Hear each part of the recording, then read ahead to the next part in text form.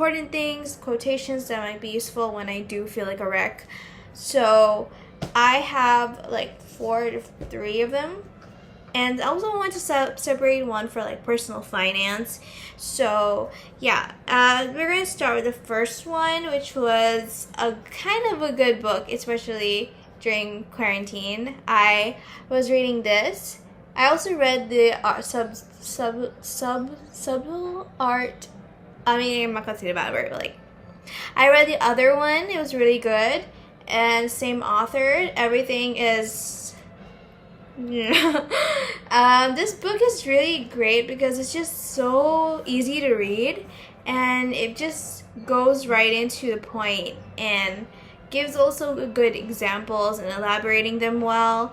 And I don't know, I just really enjoyed this book, so I highly recommend.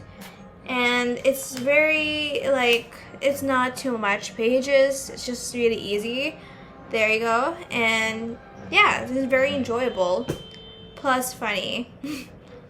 So the next one is going to be a I would say self-development book, but this one is more on healing and like learning about how our emotions are.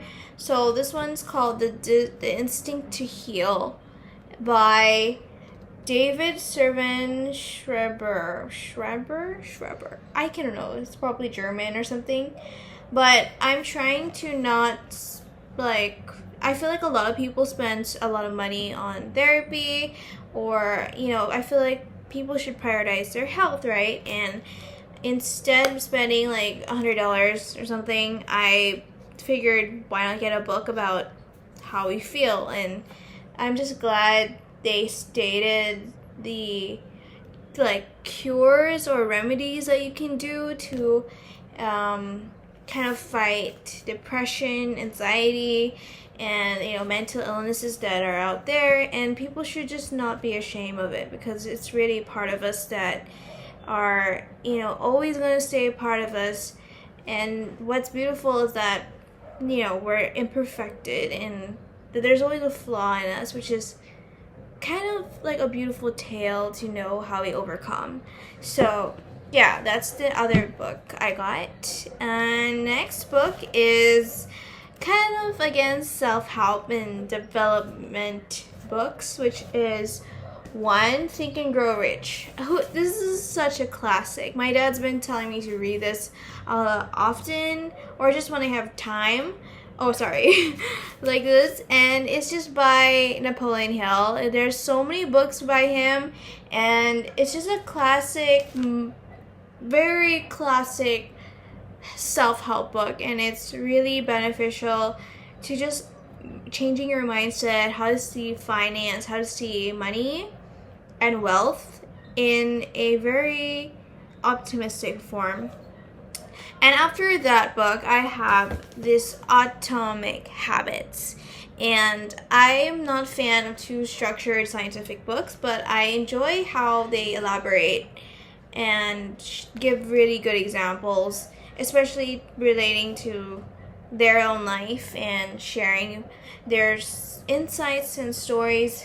So after that, after Atomic Habits, we have is How to Win Friends and Influence People. This is such a classic. Dale Carnegie has lots of books related to kind of how to just know how to get your game going, especially in life, and you're becoming very much exposed to people, to new things and experiences. I feel like this book really helps to just be approachable to people. And yeah, and I guess I have like a few more. So next is related to self-help, and I got this in like a bundle or something, but this is The Science of Getting Rich, and we're going to talk scientifically, but again, it's so little, like so short, that this is such an easy read, and learning so much on the value of things and the value upon ourselves is so cool and really important, because wealth is such a broad term, and wealth to me is just like value and how we see things, how we approach it, and not necessarily materials in only, but the values that we create onto those, if that makes sense.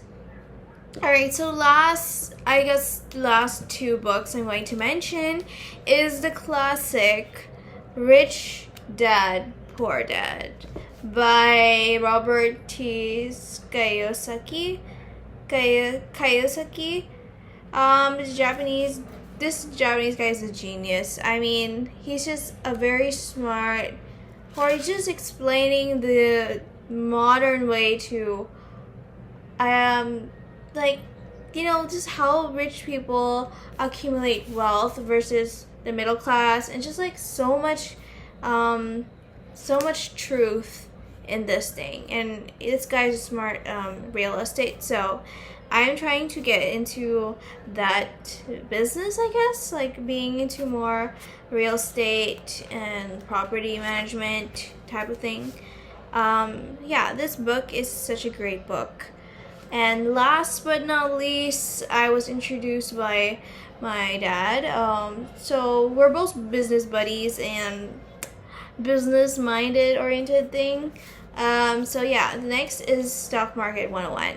I'm just going to mention it here because the concept of stock market is, there's so many research about it, so many documentaries about it, and I just wanted to hear it from a book form. This has the history, the current state of the market, and everything is going to change in the future. So this is just great to know what is the stock market and everything about it. So yeah. Alright, so these are all the books that I am reading or trying to just get ahead of me. And if you have any book recommendations, kindly comment down below. I would love to hear them. And yeah, I'm so happy to share these books. Maybe you can learn from them and put them in your reading list and kind of form a book club maybe. So, okay.